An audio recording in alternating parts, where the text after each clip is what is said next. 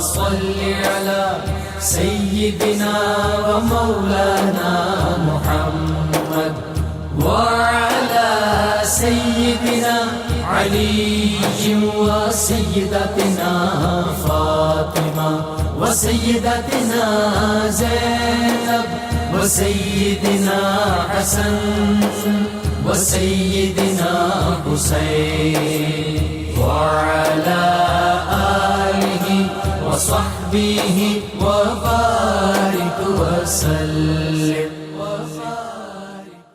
اللهم صل على سيدنا ومولانا محمد صاحب التاج والمعراج والبراق والعلم دافع البلاء والوباء والقحط والمرض والألم اسمه مكتوب مرفوع مشفوع منقوش في اللوح والقلم سيد العرب والعجم اسمه مقدس معطر مطهر منور في البيت والحرم شمس الضحى بدر الدجى صدر العلا نور الهدى كهف الورى مصباح الظلم جميل الشيم شفيع الأمم صاحب الجود والكرم والله عاصمه وجبريل خادمه والبراك مركبه والمعراج سفره وفوق سدرة المنتهى مقامه وقاب قوسين مطلوبه والمطلوب مقصوده والمقصود موجود سيد المرسلين خاتم النبيين شفيع المذنبين أنيس الغريبين رحمة للعالمين راحة العاشقين مراد المشتاقين شمس العارفين سراج السالخين مصباح المكرمين محب الفكراء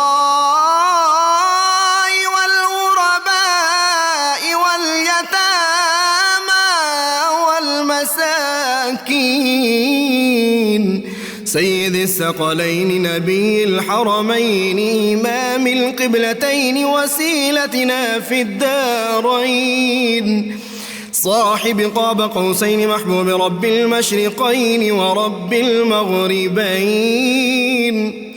جد الحسن والحسين مولانا ومولى الثقلين سيدنا أبي القاسم محمد بن عبد الله نور من نور الله يا أيها المشتاقون بنور جماله بلغ العلا بكماله كشف الدجى بجماله حصنت جميع خصاله صلوا عليه وآله وأصحابه وسلموا تسليما. سيدتنا زينب وسيدنا حسن وسيدنا حسين. बिस्मिल्लाहिर्रहमानिर्रहीम। सुबह नूर के साथ ताहिर बुखारी आपसे मुखातिब है। नाज़रीन, हज़रत अबू अनीस मोहम्मद बरकत अली की तालीफ़ अस्माउन नबील करीम सल्लल्लाहु अलैहि वसल्लम से रसूल करीम सल्लल्लाहु अलैहि वसल्लम का इसमें मुबारक पढ़ने की सआदत हासिल कर रहा हूँ। सय्यदुना अल मुअक्किब सल्लल्लाहु अलैहि वसल्लम, हमारे सरदार सबसे आखिर में तशरीफ़ लाने वाले, दुरूद व सलाम भेजे अल्लाह आप सल्लल्लाहु अलैहि वसल्लम पर और आप सल्लल्लाहु अलैहि वसल्लम की आल पर और सहाबा किराम पर। حضرت جبیر بن مطعم رضی اللہ عنہ سے روایت ہے کہ حضور نبی اکرم صلی اللہ علیہ وآلہ وسلم نے ارشاد فرمایا، میرے 5 نام ہیں، میں محمد ہوں، احمد ہوں، ماہی بھی ہوں جس کے ذریعے اللہ تعالیٰ کفر کو مٹاتا ہے، اور میں حاشر بھی ہوں جس کے قدموں پر سب کو جمع کیا جائے گا، اور میں موقب بھی ہوں، یعنی تمام انبیاء کرام علیہم السلام سے آخر میں آنے والا۔ رسول اللہ صلی اللہ علیہ وسلم جس دین کو لے کر دنیا میں تشریف لائے اور جو اسلوب زندگی اور نظام حیات آپ نے انسانیت کو عطا کیا، وہ بنیادی طور پر 3 شعبوں میں منقسم تھا: اسلام، ایمان اور احسان۔ حضرت عمر فاروق رضی اللہ تعالیٰ عنہ بیان کرتے ہیں کہ ایک روز ہم نبی اکرم صلی اللہ علیہ وسلم کی خدمت میں حاضر تھے، ایک شخص کو دیکھا جس کا لباس بہت اجلا ہوا تھا اور جس کی زلفیں بہت نکھری ہوئی تھیں۔ وہ اجنبی تھا، ہم نے اس سے پہلے اسے دیکھا نہیں تھا، فطری طور پر وہ دور سے آیا ہوگا، لیکن اس پر سفر کے آثار بھی نہیں تھے۔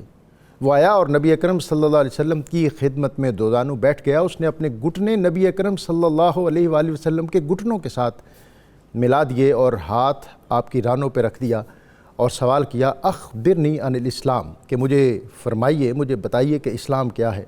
نبی اکرم صلی اللہ علیہ وسلم نے فرمایا کہ اسلام یہ ہے کہ تو اللہ تعالیٰ کی وحدانیت اور اس امر کی گواہی دے کہ اس کے سوا کوئی عبادت کے لائق نہیں اور محمد صلی اللہ علیہ وآلہ وسلم اللہ کے رسول ہیں، نماز قائم کرے، زکوٰۃ دے، روزہ رکھے اور استطاعت ہو تو حج بھی کرے۔ قال صدقت، حضرت عمر کہتے ہیں کہ اس نے کہا کہ آپ نے سچ کہا، اور کہتے ہیں کہ مجھے اس پر حیرت بھی ہوئی کہ ایک سوالی، ایک اجنبی خود سوال بھی کرتا ہے اور پھر اس کی تصدیق بھی کرتا ہے۔ سائل نے دوسرا سوال کیا، اخبرنی عن الایمان، نبی اکرم صلی اللہ علیہ وسلم نے ایمان کی تفصیل اور جزیات بیان کی، اس نے پھر اپنا جملہ دہرایا۔ اور تیسرا سوال جو اس نے کیا کہ اخبرنی عن الاحسان، مجھے بتائیے کہ احسان کیا ہے۔ نبی اکرم صلی اللہ علیہ وسلم نے فرمایا کہ احسان یہ ہے کہ ان تعبد اللہ کانک تراہ، تو اللہ کی اس طرح عبادت کرے کہ گویا تو اس کو دیکھ رہا ہے۔ فَإِن لَمْ تَكُنْ تَرَاهُ، اور یہ اگر تم میں یہ استعداد اور یہ کیپیسٹی نہیں ہے کہ تو اسے دیکھ سکے، فَإِنَّهُ يَرَاكَ، پھر یہ احساس اپنے قلب میں جاگزین کر کہ وہ تجھے دیکھ رہا ہے۔ ناظرین، یہ احساس کس طرح پیدا ہوتا ہے؟ اور جب انسان کے اندر یہ احساس پیدا ہو جائے کہ وہ کسی کی نگاہ میں ہے، جب عابد اس احساس کے ساتھ اس کی بارگاہ میں اپنی جبیں جھکائے کہ اس کا معبود اس کو دیکھ رہا ہے، تو پھر دل کی دنیا ہی بدل جاتی ہے۔ یہ احساس پیدا کس طرح ہوتا ہے اور کہاں سے ہوتا ہے؟ ہمارے آج کے ممدوح اور ہماری شخصیت حضرت بہاؤالدین نقشبند بخاری رحمۃ اللہ علیہ فرماتے ہیں کہ اس ارشاد میں پہلی حالت جو ہے، پہلی کیفیت جو ہے وہ حالت مشاہدہ کی ہے، اور دوسری حالت اور کیفیت جو ہے وہ حالت مراقبہ کی ہے۔ ایک سالک جو ہے، جو اس راہ پر چلنے والا ہے، وہ ان 2 کیفیات میں سے کسی ایک کیفیت میں ہوتا ہے، یا وہ حالت مشاہدہ میں ہوتا ہے یا وہ حالت مراقبہ میں ہوتا ہے۔ نبی اکرم صلی اللہ علیہ وسلم اور آپ کے اصحاب ان تینوں شعبوں کے جامع تھے۔ بعد کے ادوار میں نبی اکرم صلی اللہ علیہ وسلم کی امت کے جو اولو العزم لوگ تھے، جو شخصیات تھی، ہستیاں تھیں، انہوں نے ان تینوں میں سے کسی ایک شعبے کا، وہ تینوں شعبوں کے جامع تو تھے لیکن انہوں نے خدمت کے لیے کسی ایک شعبے کا انتخاب کیا۔ جس طرح کوئی ڈاکٹر ہوتا ہے، اسپیشلسٹ ڈاکٹر ہوتا ہے، تو وہ بنیادی طور پر MBBS ضرور ہوتا ہے، اس کے بعد وہ ناک کا اسپیشلسٹ ہو، کان کا ہو، دل کا ہو، گلے کا ہو، لیکن جو اس کی بنیادی کوالیفیکیشن ہے وہ ضرور ہوتی ہے۔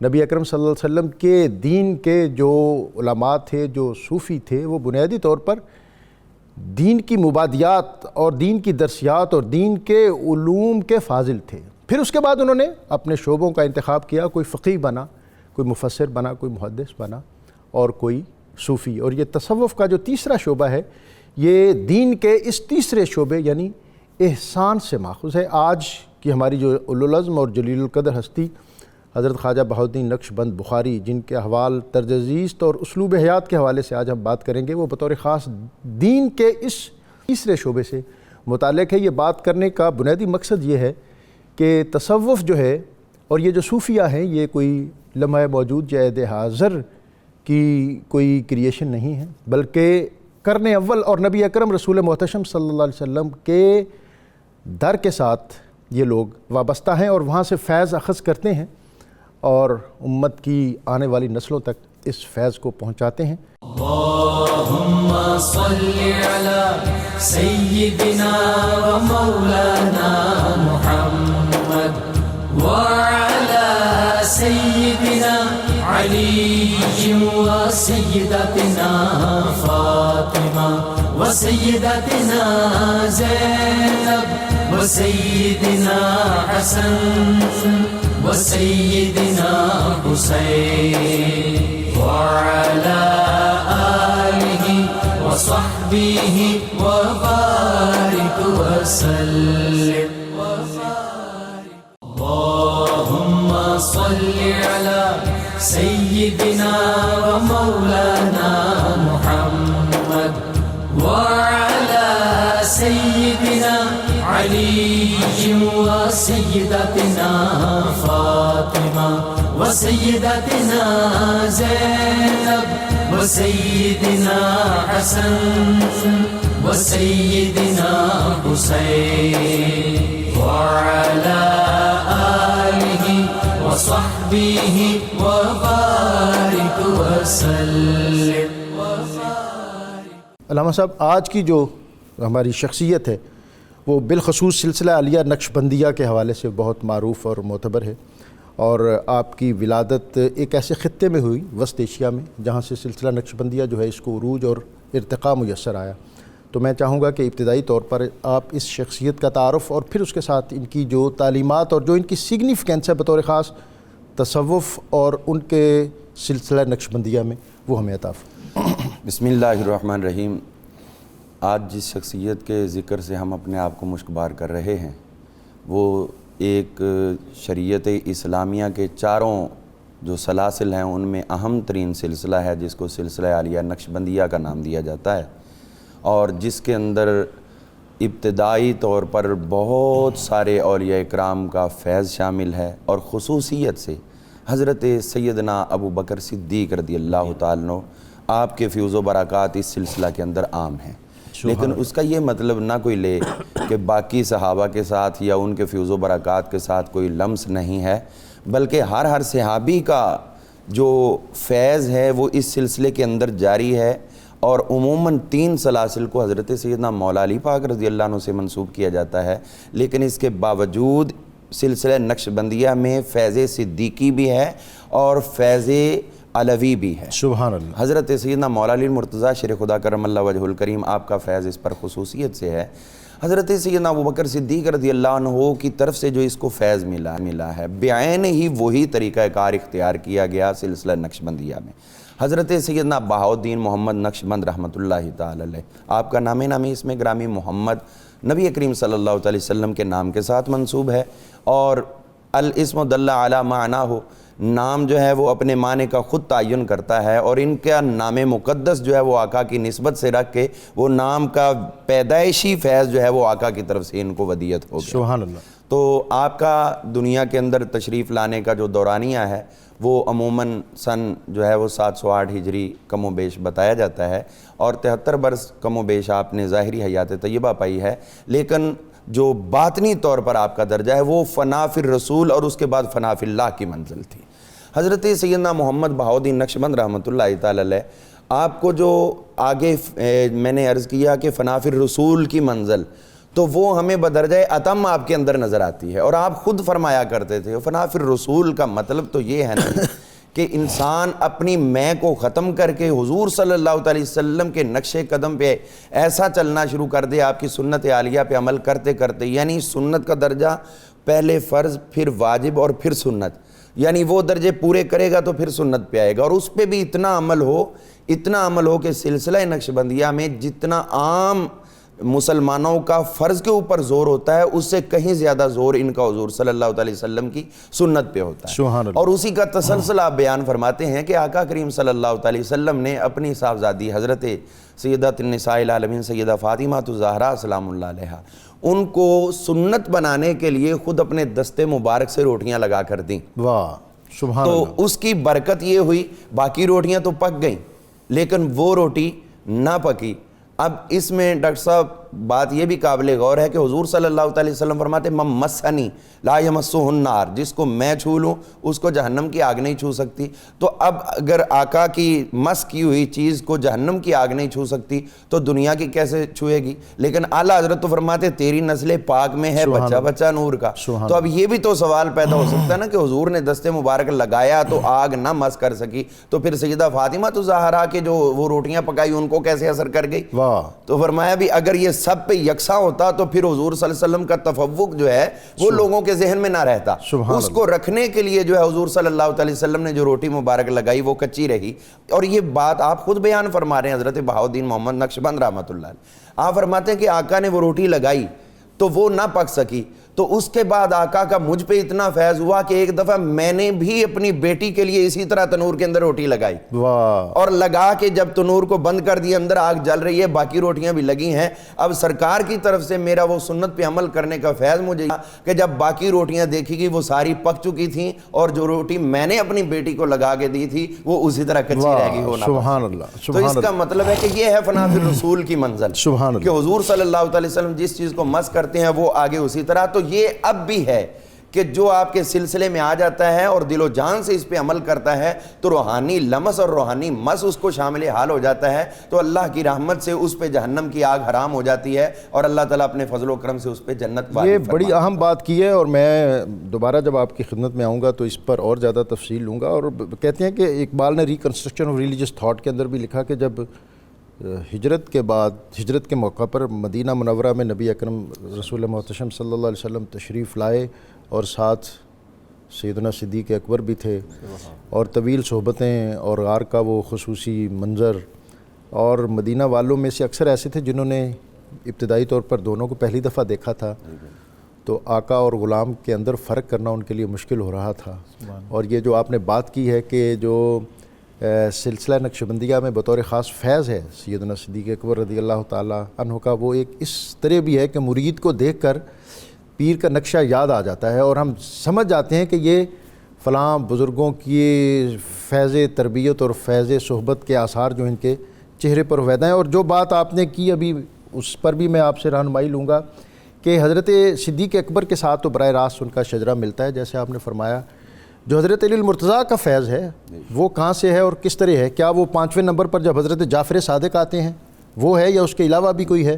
کیونکہ حضرت ابوبکر صدیق، اس کے بعد حضرت سلمان فارسی، اس کے بعد حضرت قاسم اور پھر حضرت جعفر صادق. اور حضرت جعفر صادق کو ایک طرف سے حضرت امام باقر اور زین العابدین اور حضرت امام حسین وہ فیض ہے اور دوسری طرف سے یہ جو آپ کا سلسلے کا فیض ہے اس پر بھی میں آپ سے بات کروں گا. ڈاکٹر صاحب جو بطور خاص آپ نے اس سلسلے کو مدون کیا اور یہ ایک پورا نظام فکر و عمل جو سلسلہ عالیہ نقشبندیہ کا ہے اور اس میں آپ کے اقوال، افعال اور تعلیمات یہ بہت سگنیفیکنٹ ہیں، بہت اہم ہیں. کسی سلسلے کو دنیا کے اندر جو بھی سلاسل ہیں ہمارے بالخصوص برصغیر میں بھی آئے نقشبندی، چشتی، قادری، سہروردی، ان کی خانقاہیں خاص نظریات پر قائم ہوئیں. اس کا ایک اپنا اسلوب تھا، اپنی اسلوب تربیت تھا. حضرت بابا فرید الدین مسعود گنج شکر عوارف المعارف پڑھایا کرتے تھے اور حضرت خواجہ نظام الدین اولیاء کشف المحجوب کو ترجیح دیتے تھے. اور چشتی خانقاہ جو تھی وہ بادشاہ وقت کے ساتھ تعلقات رکھنے کو اچھا نہیں سمجھتی تھی. سہروردی خانقاہ جو تھی وہ ملتان سے چلتے اور جو دہلی پہنچتے تو بادشاہ خود ان کے استقبال کے لیے آتا. وہ دہلی میں ہوتے ہوئے بھی ان سے مراسم نہ رکھتے. نقشبندی جو ہیں ان کا ایک اپنا اسلوب ہے کہ کس طرح اسٹیٹ اور ریاست کو گورن کیا جائے اور اس کو سپروائز کیا جائے اور اس کو کنٹرول کیا جائے. حضرت خواجہ بہاؤالدین نقشبند جو ہیں بخاری رحمۃ اللہ علیہ، آپ نے کیا اسلوب عطا کیا جس کے سبب یہ سلسلہ اتنا پھیلا پوری دنیا کے اندر؟ بہت شکریہ ڈاکٹر صاحب. پہلی بات تو یہ قرآن کریم میں اللہ تعالیٰ نے ارشاد فرمایا ان رحمت اللہ قریب من المحسنین. بے شک اللہ کی رحمت احسان کرنے والوں کے قریب ہے. سبحان اللہ. محدثین نے یہ بتایا احسان کیا ہے, صوفیاء نے بتایا احسان آئے گا کیسے. واہ واہ واہ واہ. محدثین نے افکار نبوی پیش کیے ہیں اور صوفیاء نے کردار نبوی پیش کیا. یہ بڑی اہم بات ہے جو آپ نے فرمائی ہے, اس لیے کہ یہ وہ جو مولانا روم نے کہا تھا کہ مولوی ہرگز نہ شد مولا روم تا غلام شمس تبریزی نہ شد. یہ کتابوں سے نہیں, کتابوں سے بلکہ یہ تو صحبت سے عطا ہوتا ہے. صحبت سے. اچھا دوسری بات, ابھی ذکر خیر ہو رہا تھا سیدنا علی رضی اللہ تعالیٰ عنہ کے فیض کا اس سلسلے پر اثر. حضرت خواجہ بہاؤالدین نقشبند حسینی سید از خود. سبحان اللہ. تو اس سے اب کیسے انکار کیا جا سکتا ہے؟ حسینی سید اور فیض نہ ہو, اور سادات پر جو فیض ہے وہ ذرا جلدی ان کی کنیکٹیویٹی ہو جاتی ہے. سبحان اللہ. اچھا آپ تصوف کے ان بزرگوں میں شامل ہیں کہ جن کی آمد سے پہلے ان کے علو مرتبت کی بشارت دی گئی, واہ. اور پھر آپ نے باقاعدہ تعلیم حاصل کرنے کے بعد 12 برس اسپیشل تربیت جس کو کہتے ہیں اسپیشل ٹریننگ, واہ, وہ لی ہے, اور 12 برس کے بعد 14 برس واہ, سوشل پینیٹریشن بخاری صاحب جس کو کہا جاتا ہے, واہ, وہ حاصل کی. پھر 30 برس تقریباً آپ رشد و ہدایت پر جلوہ افروز ہوئے, پھر مخلوق کی خدمت کی. سبحان اللہ. اور آپ کے نام سے ہی سلسلہ نقشبند کو دوام حاصل ہوا ہے. اس کی بھی ذرا وضاحت ہو جائے کہ جو طالب حق آپ کی خدمت میں آتا, آپ کی تعلیم اس کے دل پر ایسے نقش ہو جاتی کہ وہ اپنے مقصد کو پا لیا کرتا تھا. واہ واہ واہ واہ. اور آپ کا اسلوب یہ تھا کہ آپ خود فرماتے ہیں کہ شریعت چھلکا ہے, طریقت اس کا مغز ہے. واہ. تو اگر چھلکے کی حفاظت نہ کی جائے گی تو اس کا اثر مغز پر ہوگا, یعنی ظاہر و باطن کے تضادات ختم کر دیے جائیں. بخارا میں ایک علامہ صاحب نے پوچھا حضور نماز میں حضوری قلب کیسے ممکن ہے؟ فرمایا رزق حلال کھاؤ. اس سے اشارہ ہے کہ جو انٹیک ہوگا وہی آؤٹ پٹ ہوگا. موبائل میں جو سم ہوگی اس کا اسی ٹاور سے تعلق ہوگا, برتن میں جو ہوگا باہر وہی آئے گا. اور پھر آپ فرماتے ہیں ہمارا طریقہ عروۃ الوثقیٰ ہے. دیکھیے قرآن کی اس طرح کیسے, بخاری صاحب اس پہ ہمیں غور کرنے کی ضرورت ہے ہمارے ناظرین کو بھی, کہ جس طرح مفسرین اور شارحین کوئی تفسیر کرتا ہے, کوئی شرح کرتا ہے, صوفیاء کرام نبی کریم علیہ السلام کے احوال کی شرح کرتے ہیں تاکہ امت کو وہ اخلاص, تقوی, توبہ, زہد کی کیفیات کا حصول کیسے ان کے لیے ممکن ہوگا. اور آپ فرماتے ہیں نا ہمارا طریقہ عروۃ الوثقیٰ ہے, اور دامن رسول کو مضبوطی سے تھامنا ہے اور صحابہ کے آثار کی پیروی کرنا ہے. جو اس راہ سے ہٹے گا اس کے لیے خطرہ ہے. پھر کلمہ طیبہ کی جو آپ نے شرح کی بہت ہی خوبصورت فرماتے ہیں, لا الہ معبود نفس کی نفی ہے, اور الا اللہ معبود حقیقی کا اس بات ہے, اور محمد رسول اللہ میں اپنے آپ کو فتبعونی کے حکم میں مقید کرنا ہے. سبحان اللہ. اس سے اندازہ ہو جاتا ہے کہ شیخ نے اور ڈاکٹر صاحب بخارا میں نبی کریم علیہ السلام کے نام سے 2 بڑی شخصیات نظر آتی ہیں, محمد بن اسماعیل بخاری اور محمد بن محمد بخاری. یہ ایک حدیث کا امام ہے, ایک تصوف کا امام ہے, اور ان دونوں بخاریوں نے عشق رسول کی جو بخارا میں شمع فروزاں کی ہے نا, اس کے اثرات دنیا شرق و غرب میں پھیلے ہیں. دہلی, لاہور, پھر میں نیکسٹ لیول میں بات کروں گا. یہ جو امام بخاری جنہوں نے حدیث پہ کام کیا, امت کی گردنیں ان کے آگے خم رہیں گی, اور بہاؤالدین نقشبند بخاری, ان کو جو ایک امتیاز اور اعزاز یہ حاصل ہے کہ ان کا تعلق بطور خاص خانوادہ رسالت مآب صلی اللہ علیہ وسلم کے ساتھ ہے. پروفیسر صاحب بہت زیادہ مقبولیت آپ کو میسر آئی, آپ کو اپنے عہد میں, بلکہ آپ کی ولادت سے قبل جو آپ کے سلسلے کے اکابر تھے وہ اس خطے میں گھومتے تھے کہ یہاں ایک مرد درویش جو ہے وہ ظہور پذیر ہونے والا ہے. بسم اللہ الرحمن الرحیم والصلاة والسلام علی سید الانبیاء والمرسلین. جو سلسلہ نقشبند کی اکابر 4 شخصیات جن کو کہا جاتا ہے, 4 شخصیات کا نام ذکر کیا جاتا ہے, اس میں بعد حضرات نے پہلا نام حضرت خواجہ محمد بہاؤالدین نقشبند رحمۃ اللہ علیہ کا لکھا ہے, پھر حضرت خواجہ محمد پارسا, حضرت خواجہ عطا اللہ اور عطار, اور پھر علاؤالدین عطار, اور چوتھے نمبر پر حضرت خواجہ عبید اللہ احرار. ان 4 شخصیات میں حضرت خواجہ بہاؤالدین نقشبند رحمۃ اللہ علیہ نام اور شخصیت کا کہ ان کی ولادت سے قبل بھی بہت سارے اولیاء کرام نے ان کی ولادت کی خبر بھی دی اور ان کے مقام کا تعین بھی کیا, لیکن اس سے بڑی بات یہ ہے کہ آپ کو بارگاہ رسالت مآب صلی اللہ علیہ وسلم کے اندر بھی بڑی مقبولیت حاصل تھی. آپ کے ایک مرید تھے سید محمود سمنانی رحمۃ اللہ علیہ, وہ فرماتے ہیں کہ مجھے شوق تھا کہ میں کسی ولی کامل کے ساتھ صحبت اختیار کروں اور ان کے ہاتھ پر بیعت کروں، لیکن وہ ایک کشمکش کی کیفیت تھی۔ اس کشمکش کی کیفیت میں وہ کہتے ہیں کہ خواب کے اندر حضور صلی اللہ علیہ وسلم کی زیارت ہوئی، آپ تشریف فرما ہیں بڑے خوبصورت مکان میں، اور آپ کے سامنے ایک باادب طریقے سے باروب شخصیت حاضر ہیں، اور میں نے جب نبی علیہ السلام کی زیارت کر لی تو میں نے عرض کیا کہ حضور آپ کی صحبت تو میسر آئی ہے، اب اس کے بعد آگے میں نے کیا کرنا ہے؟ تو فرمایا کہ اب وہ برکت جو تم حاصل کرنا چاہتے ہو تو اس شخص کی طرف اشارہ کر کے فرمایا کہ اس کے دامن سے وابستہ ہو جاؤ، اور فرمایا کہ ان کا نام بہاؤالدین نقشبند ہے، ان کے دامن سے اب وہ فرماتے ہیں جب میں اٹھا بیدار ہوا تو میں نے ایک کتاب کی پشت پر وہ اولیاء بھی لکھا، تاریخ بھی لکھی اور ان کا نام بھی لکھا۔ 7 سال تک میں تلاش کرتا رہا، 7 سال بعد جا کر ایک دکان کے اندر ایک بزرگ داخل ہوئے تو ان کا چہرہ دیکھ کر مجھے وہی خواب یاد آیا۔ سبحان اللہ۔ اب ان سے میں نے جب کہا کہ میں آپ کو اپنے غریب خانے پر لے جانا چاہتا ہوں تو فرماتے ہیں کہ وہ آگے آگے چلے اور میں ان کے پیچھے تھا، میں نے ان کو نہیں بتایا، وہ خود میرے گھر کے دروازے تک پہنچے، گھر کے اندر داخل ہوئے، اس حجرے میں داخل ہوئے جہاں کتابیں تھیں، کتابوں میں سے اس کتاب کو نکالا جس کی پشت پر میں نے وہ عبارت لکھی تھی، اور وہ اب وہ کتاب نکال کر مجھ سے فرمایا کہ یہ عبارت تم نے لکھی ہے اور یہ جس شخص کا ذکر ہے وہ میں ہوں۔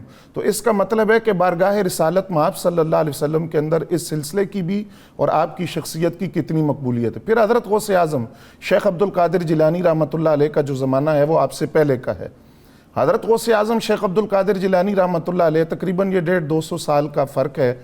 جب وہ بخارا شہر کے قریب سے گزرتے تھے تو بخارا کی طرف اشارہ کر کے فرماتے تھے کہ یہاں ایک مرد کامل آئے گا جو حضور صلی اللہ علیہ وسلم کے فیضان کو آگے جاری رکھے گا، اور حضرت خواجہ بہاؤالدین نقشبند کی طرف اس وقت۔ اور پھر آپ کی محبت حضرت غوث اعظم کے ساتھ یہ تھی کہ جب بھی بخارا شہر کے اندر آپ مسند تبلیغ پر فائز ہوئے اور مسند واعظ پر بیٹھے تو بغداد شریف کی طرف منہ کر کے حضرت غوث اعظم کے ساتھ اپنی عقیدتوں اور محبتوں کا اظہار کرتے تھے۔ اس لیے حضرت خواجہ بہاؤالدین نقشبند رحمۃ اللہ علیہ ایک تو یہ آپ کے سلسلے کی مقبولیت ہے، اور اس سے پہلے آپ کی ولادت کے موقع پر بھی حضرت بابا سماسی رحمۃ اللہ علیہ نے آپ کی ولادت کی خبر دی، اس کے بعد بھی آپ کی تربیت کا جو تھا وہ خاص انتظام کیا گیا۔ دوسری بات یہ ہے کہ حضرت خواجہ معبود اللہ یا خواجہ عبداللہ آباد نے لکھا، وہ فرماتے ہیں کہ مجھے شوق تھا کہ میں کسی کی بیعت کروں تو میں حکیم ترمذی کے مزار پہ حاضر ہوا، وہاں وہ خود بھی خواب میں آئے اور حضرت خضر علیہ السلام خواب میں آئے، اور ان دونوں شخصیات نے کہا کہ 12 سال بعد جا کر حضرت خواجہ بہاؤالدین نقشبند کے ہاتھ پر بیعت کر لینا۔ فرماتے ہیں 12 سال میں بڑی بےتابی سے انتظار کرتا رہا، ان سے ملاقات نہیں ہو سکی۔ 12 سال بعد میں جب چند دن رہتے تھے تو میں حضرت خواجہ بہاؤالدین نقشبند کے پاس بخارا میں حاضر ہوا تو آپ نے مجھے دیکھتے ہی فرمایا کہ ابھی تو 12 سال میں 3 دن باقی ہیں، تم جلدی آ گئے۔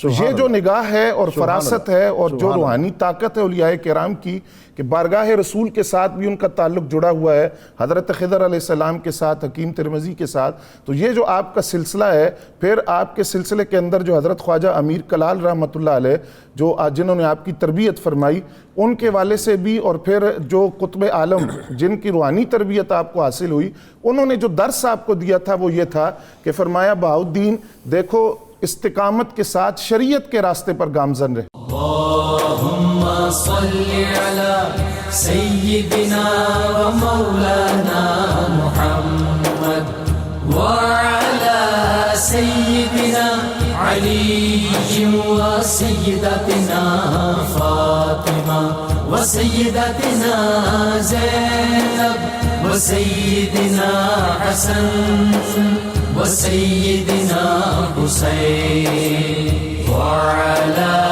آله وصحبه وبارك وسلم اللهم صل على سيدنا ومولانا محمد وعلى سيدنا علي وسيدتنا فاطمة وسيدتنا زينب وسيدنا حسن وسيدنا حسين وعلى آله وصحبه وبارك وسلم۔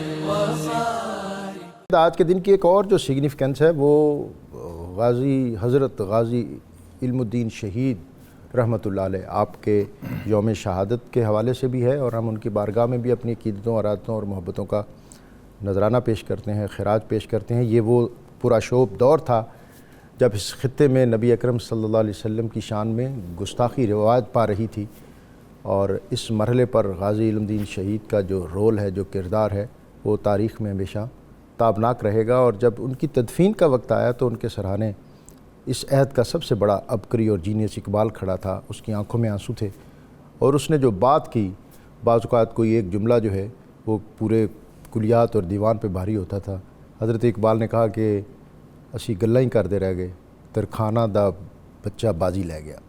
اور اقبال نے اس خطے میں پھر نبی اکرم صلی اللہ علیہ وسلم کے عشق کے ساتھ اپنے تعلق کو مضبوط کرنے اور اس کو فروزاں کرنے کے لیے بطور خاص ایک تحریک لانچ کی کہ وہ فاقہ کش جو موت سے ڈرتا نہیں ذرا، یہ ایک فکر تھی کہ جو انگریز اور مختلف جو بین الاقوامی تحریکیں تھیں اس کے سبب اس خطے میں ترویج پا رہی تھی کہ وہ فاقہ کش جو موت سے ڈرتا نہیں ذرا، روح محمد اس کے بدن سے نکال دو، فکر عرب کو دے کے فرنگی تخیلات، اسلام کو حجاز و عرب سے نکال دو۔ تو پھر اس خطے کے علماء نے، صوفیاء نے نبی اکرم صلی اللہ علیہ وسلم کے ساتھ تمسک اور آپ کی محبت سے خود کو سرفراز کرنے کے لیے وہ راہیں اجالیں کہ جس کی روشنی ہمیں قیامت تک رہنمائی عطا کرتی رہے گی۔ آج کی اس ٹرانسمیشن میں حضرت غازی علم الدین شہید کی بارگاہ میں بھی اپنی عقیدتیں، ارادتیں اور محبتیں۔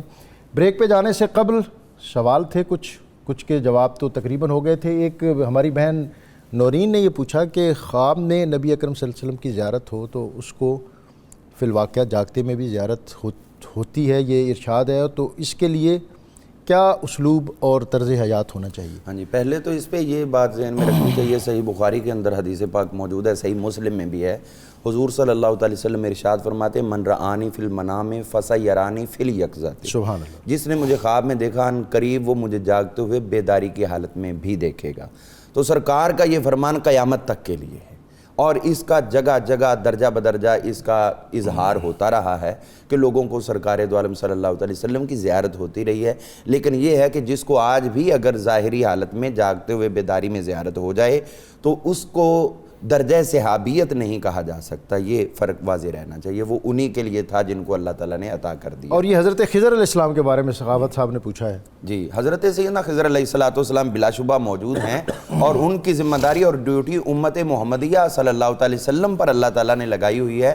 وہ اس امت کے جو صلحاء ہیں ان کے ساتھ ملاقاتیں فرماتے ہیں، اور ان کے ساتھ جو اسرار و رموز زمانے کی تغیرات کے ساتھ ضروری ہوتے ہیں وہ ان کے ساتھ وہ ڈسکس کرتے ہیں، اور ان کے لوگوں کے لیے جو ہے وہ تبلیغ دین کے لیے آسانی کا کہ حضرت سیدنا عبداللہ بن عباس رضی اللہ عنہ، آپ نے حضرت سیدہ میمونہ سلام اللہ تعالی علیہا ان کے وصال مبارک کے بعد ان کا جنازہ مبارک لے جاتے ہوئے ترحم کے کلمات اونچی اونچی آواز میں آپ پڑھتے جا رہے تھے۔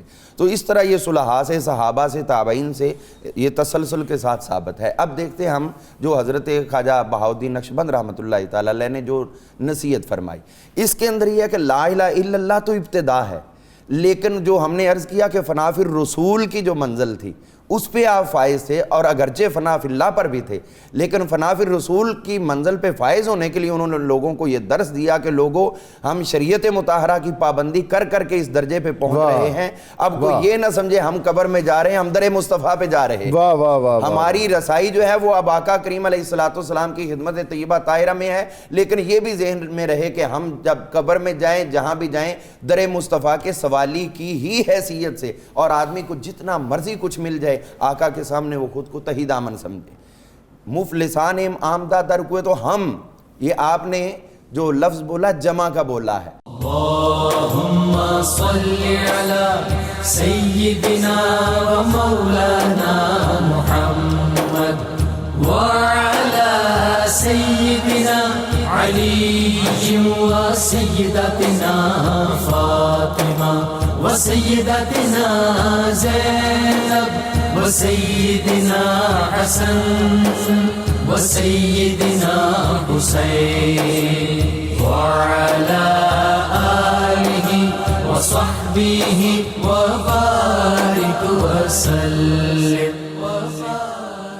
اللہم صل على سيدنا ومولانا محمد وعلى سيدنا علي وسيدتنا فاطمة وسيدتنا زينب وسيدنا حسن وسيدنا حسين وعلى آله وصحبه وبارك وسلم.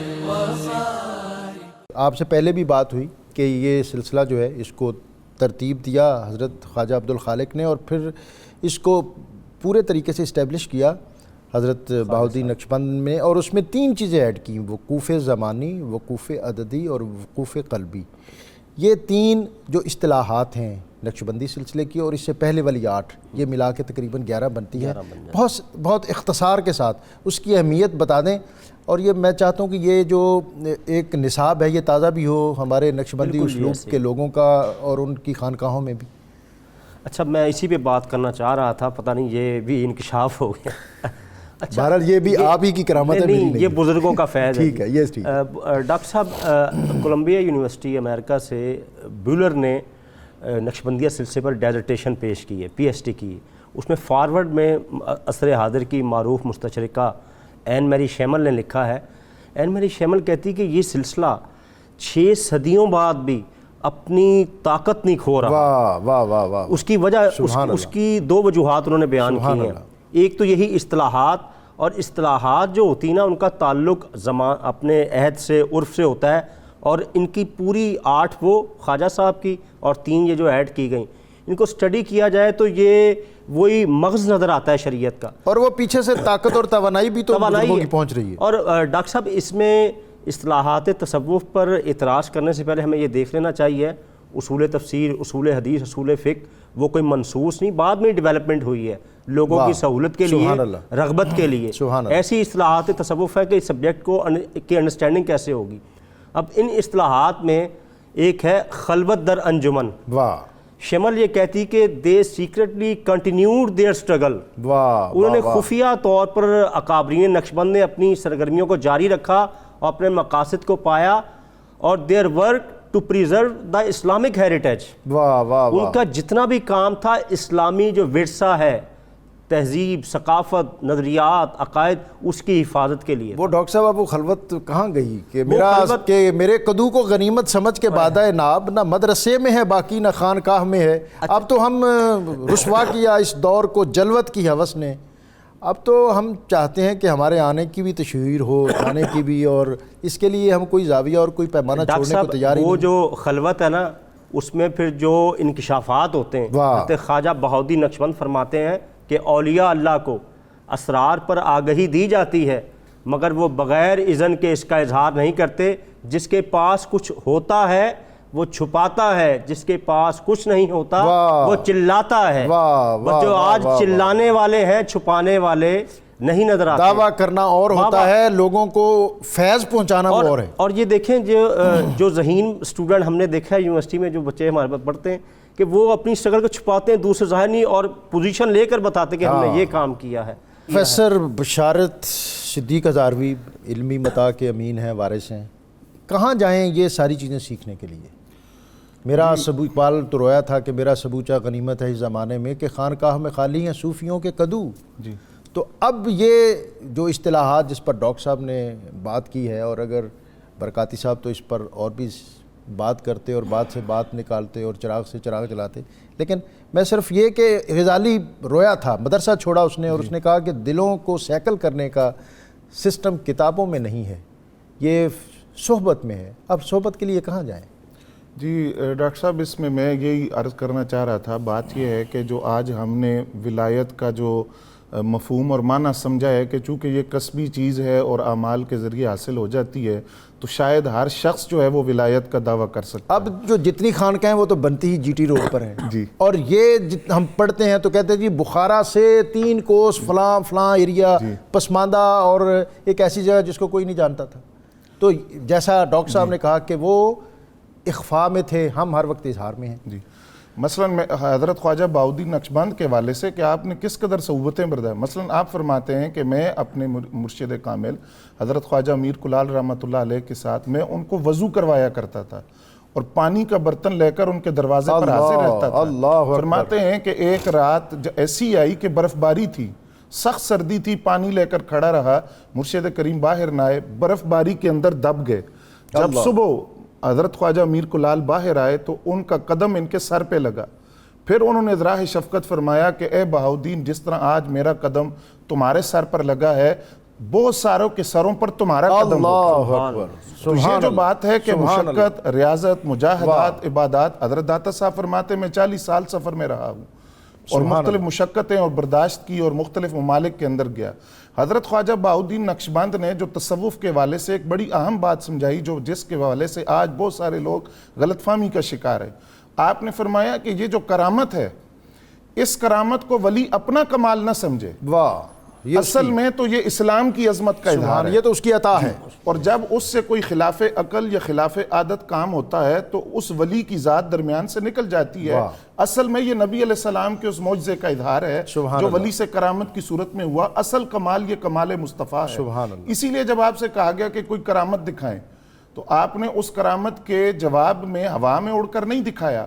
آپ نے اس شخص سے کہا کہ مجھ سے کرامت کا مطالبہ کرنے والے, کیا میری یہ کرامت کم نہیں ہے کہ میں گناہگار ہو کر اللہ کی زمین پر چل رہا ہوں اور زمین مجھے اندر نہیں کھینچ رہی, تو کیا یہ میری کرامت نہیں ہے؟ تو جس طرح حضرت نظام الدین محبوب الہی رحمۃ اللہ علیہ نے فرمایا کہ سلوک کی 100 سیڑھیاں ہیں اور ان 100 سیڑھیوں میں سے 70ویں سیڑھی کرامت کی ہے, 83 درجے اس سے آگے اور ہیں. تو آپ نے یہی بات واضح کی کہ کرامت معیار ولایت نہیں ہے. ولی صاحب کرامت ہوتا ہے لیکن یہ ولایت کا معیار نہیں, اس لیے کہ جو کرامت ہے وہ اصل میں اس کا کمال نہیں, وہ درمیان سے نکل جاتا ہے.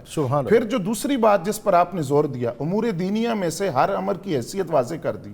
فرض کے بارے میں آپ فرماتے ہیں کہ ہزاروں نفل پڑھو, ایک فرض ترک کر دو, تمہیں ان ہزاروں نوافل کا کوئی فائدہ نہیں. سنت کی بات آئی تو سنت رسول کی اس قدر اتباع کی کہ وہ جو پیر کامل کی آپ کو وصیت تھی کہ اتباع شریعت کو استقامت کے ساتھ اختیار کرنے. دوسری بات جو انہوں نے کہی تھی, فرمایا کہ عزیمت کو اور سنت کو اختیار کرنا, رخصت اور بدعت کو چھوڑ دینا. دوسری بات جس پر آپ زور دیتے ہیں رزق حلال پر, حرام سے اپنے مریدین کو بھی منع کیا.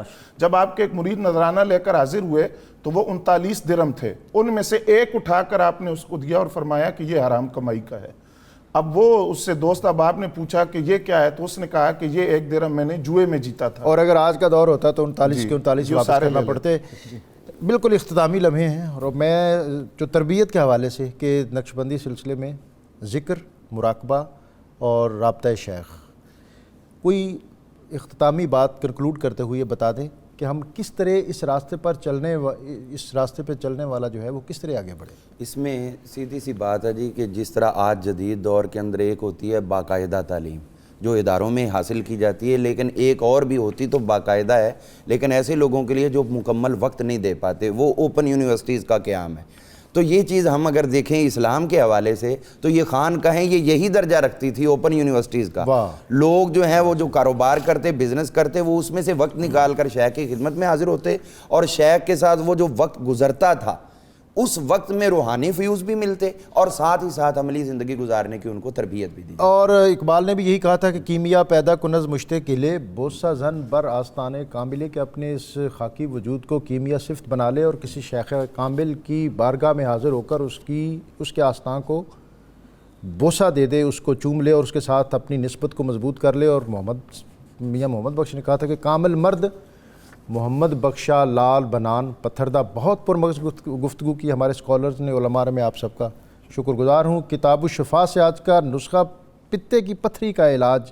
اگر کسی شخص کے پتے میں پتھری ہو تو وہ سورہ بقرہ کی آیت نمبر 74 یعنی 74 141 بار پڑھ کر آب زمزم پر دم کر کے پی لے, انشاءاللہ اس مرض سے شفا ملے گا. باب مدینہ العلم سیدنا علی المرتضیٰ کرم اللہ تعالی وجہ الکریم کا قول کہ آپ فرماتے ہیں کہ وہ علم بہت بے قدر و قیمت ہے جو محدود رہ جائے, اور وہ علم بہت بلند مرتبہ ہے جو اعضاء و جوارے سے نمودار ہو. اللہم صلی علی سیدنا و مولانا محمد وعلی سیدنا علي وسيدتنا فاطمة وسيدتنا زينب وسيدنا حسن وسيدنا حسين وعلى آله